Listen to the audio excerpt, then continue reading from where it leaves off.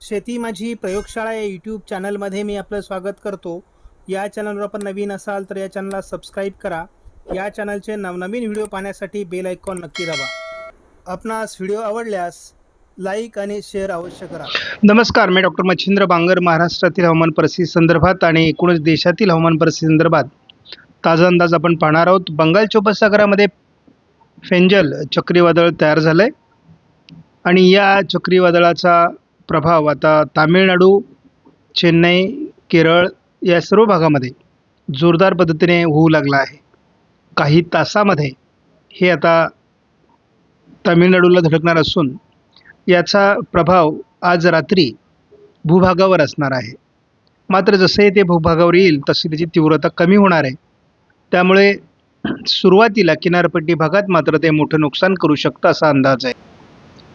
आपण या ठिकाणी बघतो की सायक्लोनिक स्ट्रोम फेंगल हे तयार झालेलं आहे आणि त्याचा परिणाम आता भूभागावर काही तासात सुरू होणार आहे.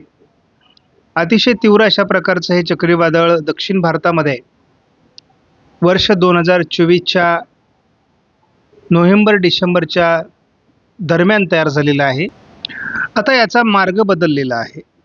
म्हणजे आता हे भूभागावर आल्यानंतर एका डिप्रेशनच्या नंतर कमी दाबाच्या स्वरूपात अरबी समुद्रात सरकणार आहे आणि अरबी समुद्रात आल्यावर त्याचा काही अंश हा महाराष्ट्रावर परिणाम करणार आहे आणि जेणेकरून महाराष्ट्रामध्ये थोडं पावसाळी वातावरण तयार होऊ शकतं असा अंदाज आहे. उद्या 30 तारखेला महाराष्ट्रामध्ये थंडीची लाट बऱ्याच भागात कायम आहे, परंतु तिचा प्रभाव आता हळूहळू कमी व्हायला लागणार आहे. आपण जर बघितलं तर 1 तारखेला विदर्भ मराठवाड्यातून थंडीचं प्रमाण कमी होतं आहे. 2 तारखेला पश्चिम महाराष्ट्र, मध्य महाराष्ट्रातून थंडीचं प्रमाण कमी होतं आहे.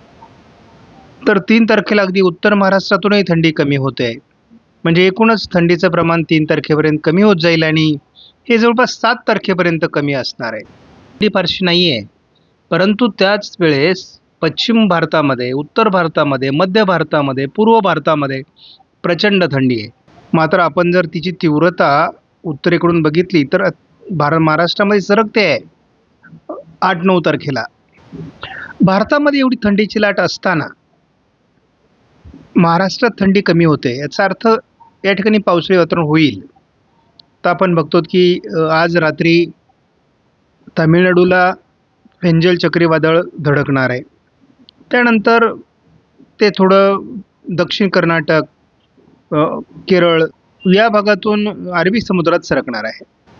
आपण बघतो की 1 तारखेला त्याचा प्रभाव हा अरबी समुद्राकडे सरकतोय. साधारण 2 तारखेला ते केरळच्या दरम्यान प्रभावी असणार आहे.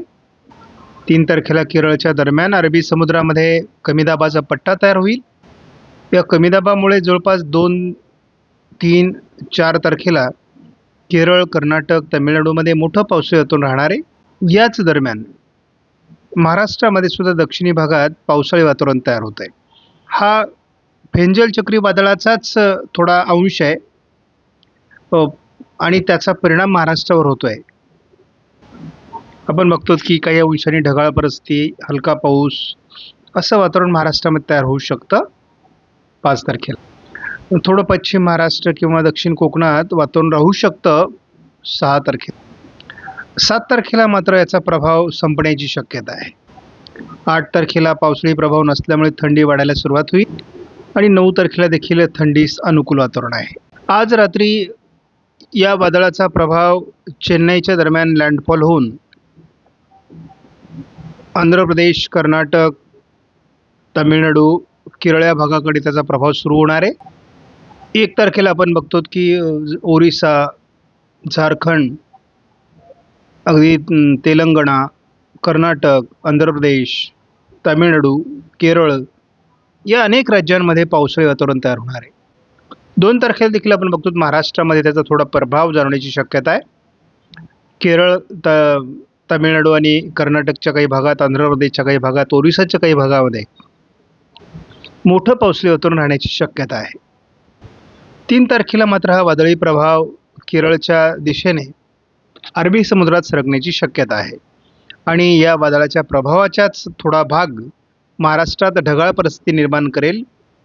त्यामुळे 2-3 तारखेला महाराष्ट्रामध्ये ढगाळ परिस्थिती, काही ठिकाणी पाऊस देखील होण्याची शक्यता आहे. आज आपण 4 तारखेला बघतो की विदर्भाच्या बहुतांश भागात गारपिटीसह पावसाची शक्यता वर्तवलेली आहे. मात्र आता अंदाजात काय बदल होतो ते आपल्याला बघावं लागणार आहे. 5 तारखेला थोडं चंद्रपूर, लातूर, धाराशिव किंवा नांदेडच्या भागामध्ये पावसाळी प्रभाव राहण्याची शक्यता आहे. मराठवाड्याच्या दक्षिणी भाग आणि पश्चिम महाराष्ट्र, दक्षिण कोकणामध्ये पावसाळी अंदाज 6 तारखेला देण्यात आला आहे. 7 तारखेला याचा प्रभाव कमी होईल, मात्र थोडी ढगाळ परिस्थिती महाराष्ट्रात राहणार आहे. हलका शिडकावा काही भागात होऊ शकतो. वादळाचा आपण वाऱ्याच्या स्वरूपातला जर धावता प्रवास आता बघितला तर आपल्याला दिसेल की चेन्नईच्या दरम्यान आज रात्री साधारण त्याचा लँडफॉल होऊ शकतो किंवा उद्या लँडफॉल होऊ शकतो आणि त्याची तीव्रता तशी मोठ्या प्रमाणात आहे. तर 1-2 तारखेच्या दरम्यान अरबी समुद्रात ते सरकेल आणि नंतर अरबी समुद्रामध्ये त्याचा पुन्हा वादळात रूपांतर होईल. म्हणजे या ठिकाणी ते सुरुवातीला डिप्रेशन असेल आणि नंतर कमी दाबात रूपांतर होईल, परंतु ते जास्त तीव्र असणार नाही. त्यामुळे एकूणच उत्तरेकडून येत असलेल्या वेगवान थंडगार वाऱ्यांमुळे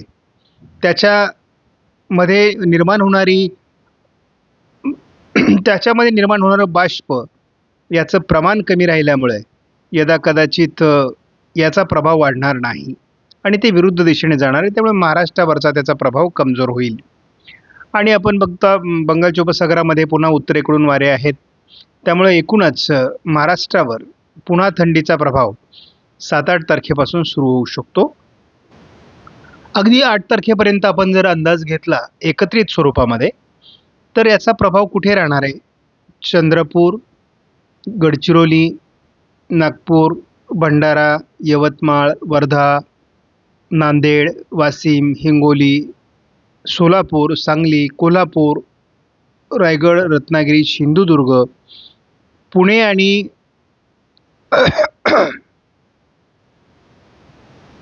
आपण बघतो सांगली, पुणे, सातारा, बीड, छत्रपती संभाजीनगर, जालना या बहुतांश भागामध्ये म्हणजे महाराष्ट्राच्या बहुतांश भागामध्ये आपण जर जळगावचा किंवा मालेगाव, नंदुरबार, नाशिकचा काही भाग सोडला तर बहुतांश भागामध्ये याचा प्रभाव पडणार आहे. त्यामुळे काही ठिकाणी ढगाळ परिस्थिती, काही ठिकाणी हलका पावसाचा शिडकावा, तर काही ठिकाणी हलकीशी गारपीट होऊ शकते. या पलीकडे या वादळाचा प्रभाव महाराष्ट्रामध्ये राहणार नाही आणि ज्याही ठिकाणी पाऊस होईल त्या ठिकाणी असलेल्या पिकांना त्याचा उपयोग होईल, कारण ते पावसाच्या स्वरूपात असेल. जर आणि वादळांचा मुख्य भाग हा समुद्रात जात असल्यामुळे या पावसामध्ये फार वादळ असणार नाही. मुळातच मुख्य वादळाचा प्रभाव हा महाराष्ट्रावर नसल्यामुळे महाराष्ट्रात होणारा पाऊस हा तसा फार नुकसानकारक असणार नाही. ज्या ज्या विभागात पावसाळी वातावरण तयार होईल त्या ठिकाणी शांतपणे किंवा एक वेगळ्या स्वरूपाचा आपण असं म्हणूया की महाराष्ट्रामध्ये जो पावसाळी वातावरण तयार होणार आहे ते मेघगर्जनेसह विजांच्या कडकडाटासह असू शकतं, कारण हे वातावरण मुळातच एका कमी दाबापासून किंवा वादळापासून तयार झालेलं आहे. 2 तारखेपासून महाराष्ट्रामध्ये पावसाचा प्रभाव वाढण्याचा अंदाज आहे. बऱ्याच भागामध्ये महाराष्ट्रात आपल्या अंदाजानुसार पावसाचा आणि गारपिटीचाही अंदाज वाढतोय, कारण आपण साधारणपणे 3 तारखेपासून हा गारपिटीचा पूर्व विदर्भामध्ये काही प्रभाव निर्माण होऊ शकतो. 4 तारखेला मराठवाडा, उत्तर महाराष्ट्राच्या काही भागात थोडा गारपिटीचं वातावरण तयार होऊ शकतं. मराठवाड्यामध्ये आणि विदर्भामध्ये काही 5 तारखेला गारपिटीचं वातावरण आहे. 5 तारखेला उशिरा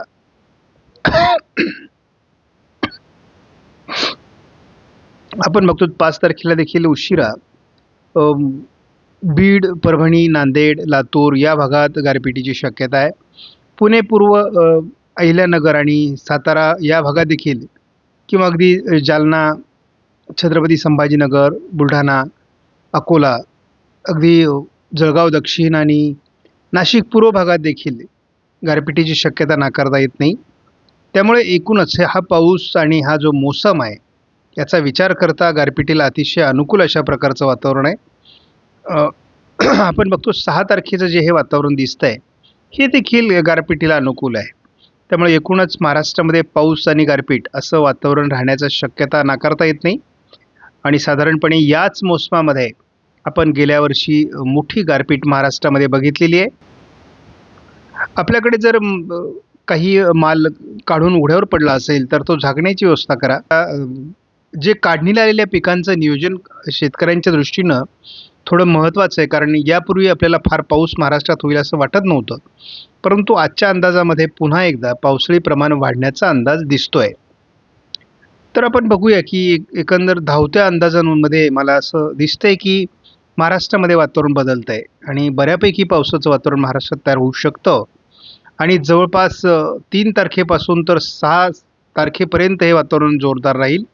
7 तारखेला याचा प्रभाव कमी होईल. 8 तारखेला मात्र याचा प्रभावच संपणार आहे. असं जरी असलं तरी देखील महाराष्ट्रात पाऊस बऱ्यापैकी होण्याची शक्यता आहे. आपणास व्हिडिओमधील माहिती महत्त्वपूर्ण वाटल्यास लाईक करा, शेअर करा, चॅनलला सबस्क्राईब करा. धन्यवाद. जय हिंद, जय महाराष्ट्र, जय बळीराजा.